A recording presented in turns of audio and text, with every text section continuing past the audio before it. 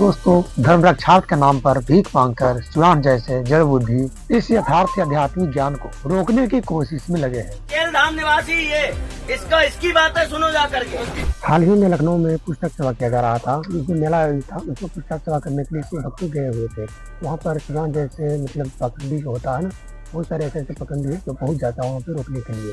जो सेवा प्रचार चल रहा था उसको कोई बाधा डालने के लिए पहुँच जाता है और कोशिश करने लगता है कि किसी तरह से इसका सेवा जो है रुक जाए।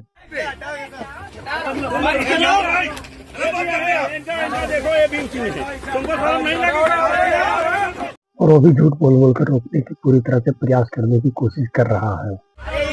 ये धर्म देखो अपना, ये सीता माता के रूप में ऐसे क्यों कर रहे हो भाई? माता पार्वती क्या देवी देवता का मान कर रहे हो, तो ये क्या है? शिवान भाई साहब, आप पुस्तक तो ध्यान से पढ़ते नहीं, उसका अध्ययन तो सही से करते नहीं और उस पुस्तक को जो कि आप विरोध करते हैं, इस वजह से आप जो कि मार खा जाते हैं। कहने का मतलब है कि आप जब तक पुस्तक को समझोगे नहीं, आप जब तक पुस्तक को अध्ययन करोगे नहीं, उसके अंदर में क्या लिखा है, क्या शास्त्रों से मेल करता है या नहीं करता है, अगर इसमें मतलब कि इस तरह से लिखा है तो ये क्या मतलब इसका प्रमाण कहीं पे मिलता है, तो जाके आपको मतलब कि कुछ करना चाहिए, उसको विरोध करना चाहिए था। लेकिन आपने तो इस तरह से किया नहीं और उसके विरुद्ध में आप खड़े होकर जो कि उल्टा ही इनसे मतलब वार करने लगे। कहने का मतलब है कि गलत तरह से मतलब कि इनको कहने लगे। तो इस तरह से आपको नहीं कहना चाहिए था। पहले जाके इस पुस्तक को समझिए और अध्ययन कीजिए अच्छी तरह से।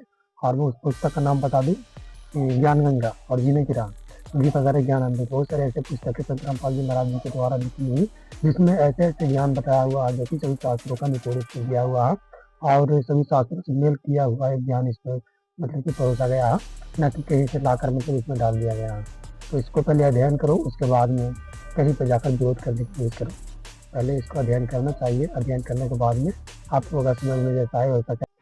शिवांश नारायण जैसे जड़ बुद्धि व्यक्ति होते हैं जो कि इस तरह का प्रचार को रोकने की कोशिश करते हैं, जो शास्त्रों के अनुसार भक्ति कराता और लोगों से मतलब कि ज्ञान को मतलब कि वितरण करवाते हैं कि इसमें मतलब ज्ञान जो है शास्त्रों के आधार से ज्ञान लगाया जा रहा है और इस ज्ञान को मंद बुद्धि और पखंडी कहते हैं कि इसमें जो ज्ञान है यह शास्त्र विरुद्ध है या कहे कि इसमें जो ज्ञान है गलत है।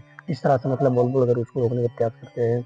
तो इस तरह का पखंडी आपको बहुत सारे देखने को मिल जाएंगे। इस तरह से बहुत सारे ऐसे धर्म गुरु हैं जो कि शास्त्र विरुद्ध साधना बता रहे हैं और जो शास्त्र के अनुकूल साधना बताते हैं संत, उस ज्ञान को वो अंधविश्वास के कैटेगरी में डालते हैं और कहते हैं कि इस तरह का प्रमाण कहीं पर भी नहीं है कि इस तरह से मतलब कि हमें भक्ति करना चाहिए। हमें भक्ति जो पहले से किए मतलब करते आ रहे हैं, जो पुराणों में भी लिखा है, इस तरह से हम। तो मैं एक बात बता दूं कि पुराणों में क्या लिखा है उसके बारे में जानकारी तत्वदर्शी संत बताता है।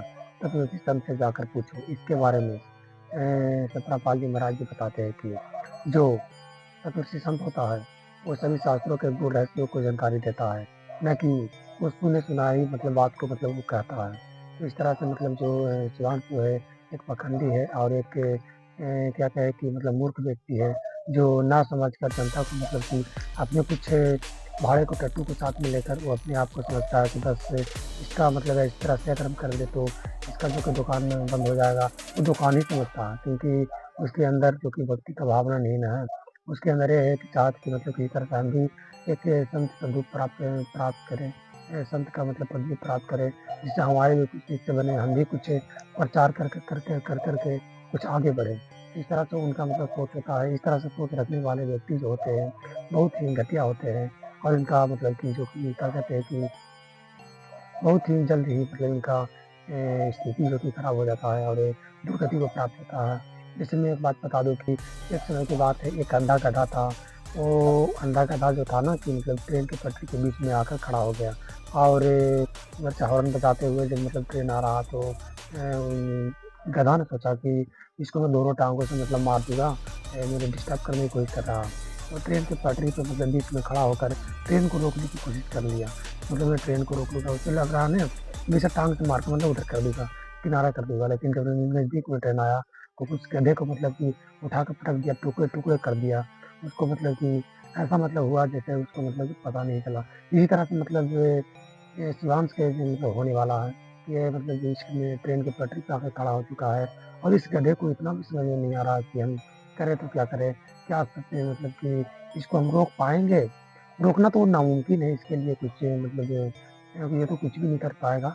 जैसे आधा अंधा का दाँत मतलब समान है और इसको लास्ट में टुकड़े-टुकड़े होकर गिरना पड़ेगा। इस तरह से इनका मतलब दशा होने वाला है और इससे पाखंडी का कहीं भी नामो-निशान फिर नहीं मिलेगा।